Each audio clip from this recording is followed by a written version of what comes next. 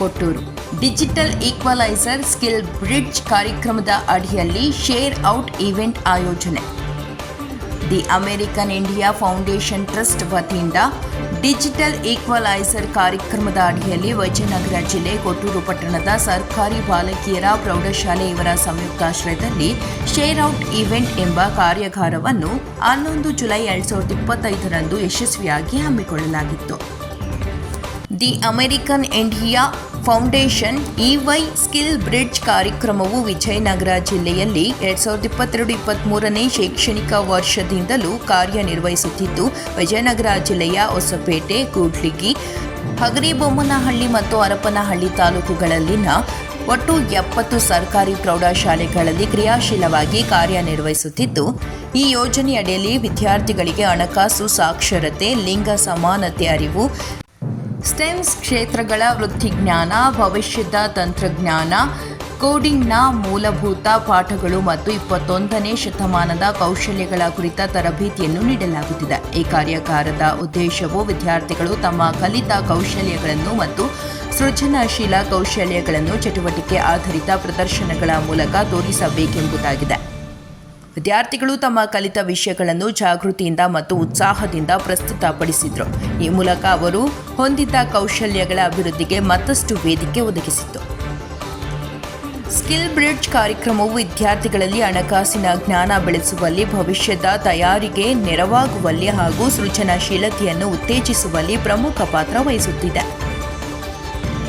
ಈ ಕಾರ್ಯಕ್ರಮದಲ್ಲಿ ಶಾಲಾ ಎಸ್ಡಿಎಂಸಿ ಅಧ್ಯಕ್ಷರಾದ ಶ್ರೀ ಕೆಎಸ್ ಹರೀಶ್, ಮುಖ್ಯ ಗುರುಗಳಾದ ಶ್ರೀ ಎಸ್ಎ ಬಸವರಾಜ, ಶಿಕ್ಷಕರಾದ ಮಹಂತೇಶ್, ಸುರೇಶ್, ಗೋಣೀಸ್ ಬಸಪ್ಪ, ಬಸಮ್ಮ, ಲತಾ, ಅನಿತಾ, ಕೊಟ್ರಮ್ಮ, ಕೊಟ್ರಸ್ವಾಮಿ ಮತ್ತು ಎಐಎಫ್ ಫೌಂಡೇಶನ್ನ ಜ್ಞಾನೇಶ್ವರ, ಸ್ನೇಹ, ಕಮಲಾರವರು ಭಾಗಿಯಾಗಿದ್ದರು.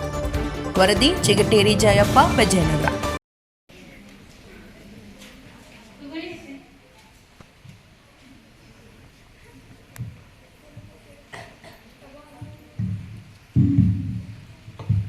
ನೋಡ್ರಿ, ಈ ಸಲ ನಮಗೆ ಗಂಡು ಮಗು ಬೇಕೇ ಬೇಕು. ನಮ್ಮ ಮನೆ ಅಸ್ತಿತ್ವನ ಉಳಿಸ್ಕೊಳ್ಳೇಬೇಕು.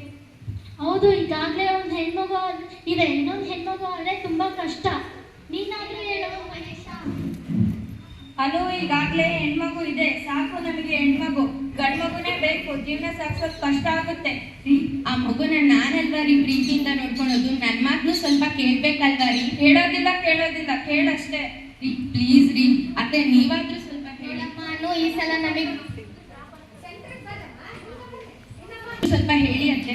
ನೋಡಮ್ಮ, ಈ ಸಲ ನಮಗೆ ಗಂಡು ಮಗು ಬೇಕೇ ಬೇಕು. ಇಲ್ಲ ಅಂದ್ರೆ ನೀನು, ನಿನ್ನ ಹೊಟ್ಟೆಲಿರೋ ಮಗು, ಆ ಚಿನ್ನು, ಮೂವರು ಮನೆ ಬಿಟ್ಟು ಹೋಗ್ತಾ ಇದೆ. ಅತ್ತೆ, ನನ್ನ ಮಾತು ಸ್ವಲ್ಪ ಕೇಳಿ ಅತ್ತೆ. ಮಾವ,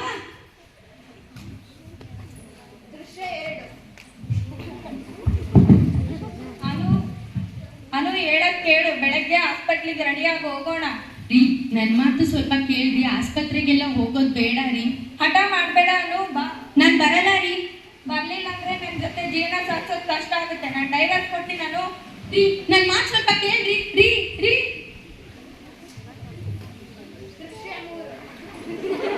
ರೀ ಪ್ಲೀಸ್ ಬೇಡ ರೀ. ಇಲ್ಲ, ಹಠ ಮಾಡ್ಬೇಡ, ಹೋಗೋಣ ಬಾ. ರೀ, ನಿಮ್ ಕಾಲ್ ಹಿಡ್ಕೊಂತೀನಿ. ಬೇಡ ಅನು, ಬಾ ಹೋಗೋಣ. ರೀ, ಇವಾಗ್ಲಾದ್ರೂ ನನ್ನ ಮಾತು ಸ್ವಲ್ಪ ಕೇಳ್ರಿ. ಹಾಸ್ಪಿಟ್ಲಿಗೆ ಬಂದಿದ್ದೀವಿ.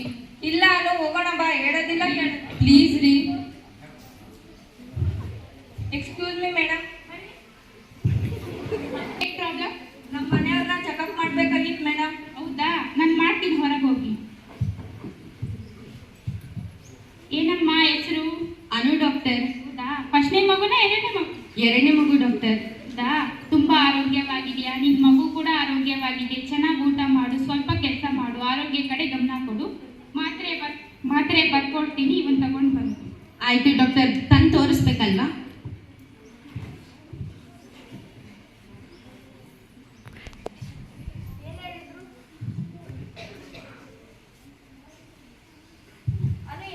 ಏನ್ ಹೇಳಿದ್ರು ಡಾಕ್ಟರ್? ಹೆಲ್ದಿ ಆಗಿದೆ ಅಂತ ರೀ, ರಿಸಿಪ್ಟ್ ಕೊಟ್ಟಿದ್ದಾರೆ ರೀ ಮಾತ್ರೆ ತರಲಿ. ಹೌದಾ? ತಗೋ ದುಡ್ಡು ತಗೊಂಬ. ಆಯ್ತು.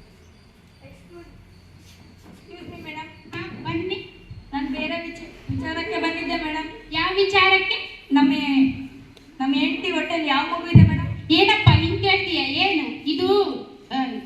ಇದು ಕಾನೂನು ಅಪರಾಧ. ಎಲ್ಲಿಂದ ಬರ್ತೀರೇನ ನಮ್ಮ ಆಸ್ಪತ್ರೆಗೆ? ಹೋಗ್ರಿ ಆ ಕಡೆ.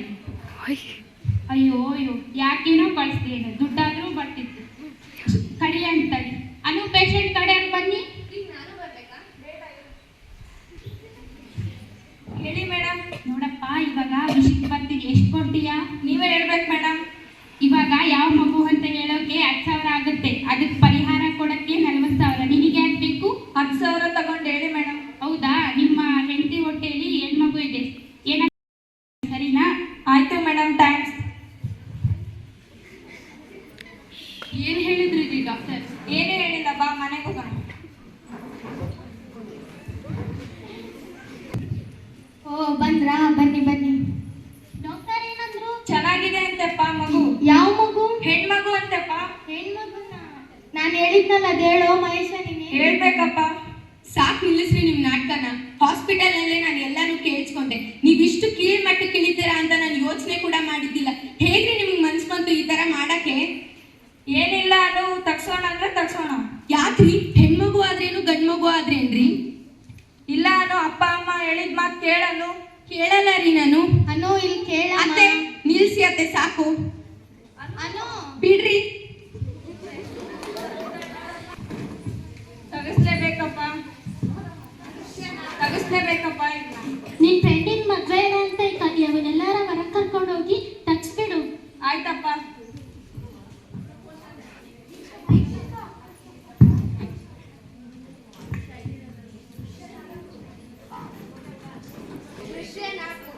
ಮಾಡ್ಲಪ್ಪ, ಎಲ್ಲರೂ ನನಗೆ ಮಗು ತಗ್ಸು ಅಂತಿದ್ದಾರೆ. ನಾನು ಏನಾದ್ರೂ ಮಾಡ್ಲೇಬೇಕು, ಇಲ್ಲಾಂದ್ರೆ ನಾನು ನನ್ನ ಮಗುನ ಕಳ್ಕೊಬೇಕಾಗತ್ತೆ. ಏನಾದ್ರೂ ಮಾಡು ದೀಕ್ಷಾ, ನೀನು ಏನಾದ್ರೂ ಯೋಚನೆ ಮಾಡಿ ಹಾಗೆ ಮಾಡುವನು, ನೀನು ಹಾಗೆ ಮಾಡು, ಅದೇ ಕರೆಕ್ಟ್.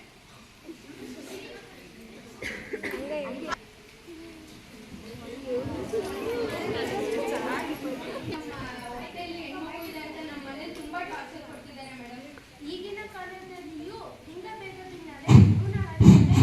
ಮನೆಗೆ ಹೋಗೋಣ. ಆಯ್ತು ಮೇಡಮ್.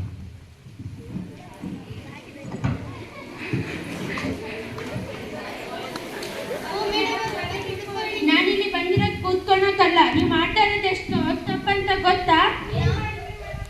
ನೀನು ಒಂದು ಹೆಣ್ಣಾಗಿ ಇನ್ನೊಂದು ಹೆಣ್ಣಿಗೆ ಇಷ್ಟೊಂದು ಕಷ್ಟ ಕೊಡ್ತೀಯಲ್ಲ, ನೀನು ಒಂದು ಹೆಣ್ಣ. ನೀವೇನಾದ್ರು ಇನ್ನೊಂದ್ಸರಿ ಈ ರೀತಿ ಮಾಡಿದ್ರೆ ನಿಮ್ಮೆಲ್ಲರನ್ನೂ ಜೈಲಿಗೆ ಹಾಕ್ಬೇಕಾಗುತ್ತೆ. ನೋಡಮ್ಮ ಅನು, ಮತ್ತೆ ಏನಾದ್ರೂ ಈ ರೀತಿ ಆತಂದ್ರೆ ನನಗೆ ಫೋನ್ ಮಾಡು. ನಮ್ಮ ಪೊಲೀಸ್ ಇಲಾಖೆ ಎಲ್ಲರೂ ನಿನ್ನ ಜೊತೆ ಇದ್ದಾರೆ, ಏನು ಹೆದರ್ಬೇಡ. Thank you madam.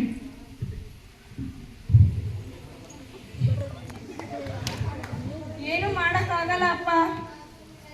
ನಾವು ಸುಮ್ಮನಿರೋದೇ ಒಳ್ಳೇದು.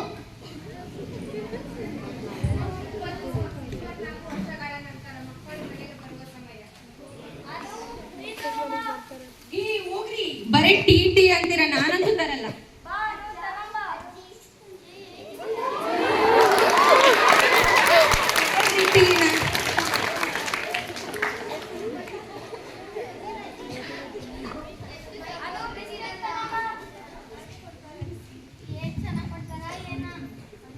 ಅಪ್ಪ ಅಮ್ಮ ಎಲ್ಲಿದ್ದಾರೆ ಅಜ್ಜಿ? ಅಲ್ಲಿ